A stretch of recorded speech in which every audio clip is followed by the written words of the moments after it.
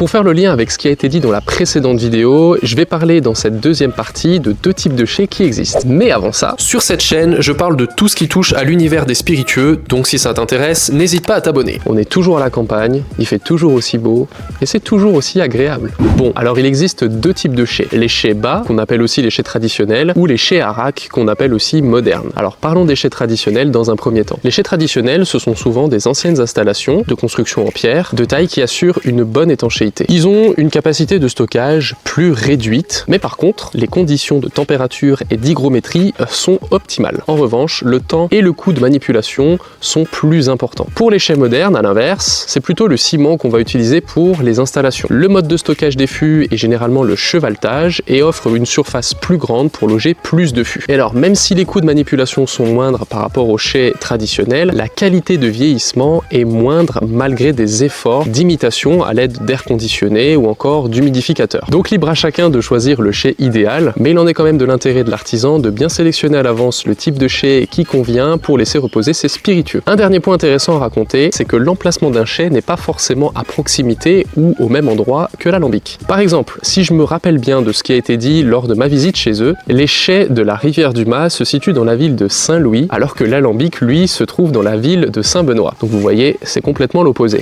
Alors par contre, comme j'ai visité que la distillerie, j'ai pas visité les chais, je n'ai aucune information de pourquoi ils ont choisi tel ou tel critère pour l'emplacement de leur chai. Mais ce serait intéressant d'aller visiter les chais pour plus d'explications. Voilà, vous savez maintenant l'importance que jouent les chais dans la fabrication d'un spiritueux et aussi de l'importance de réfléchir chaque paramètre pour créer l'exception.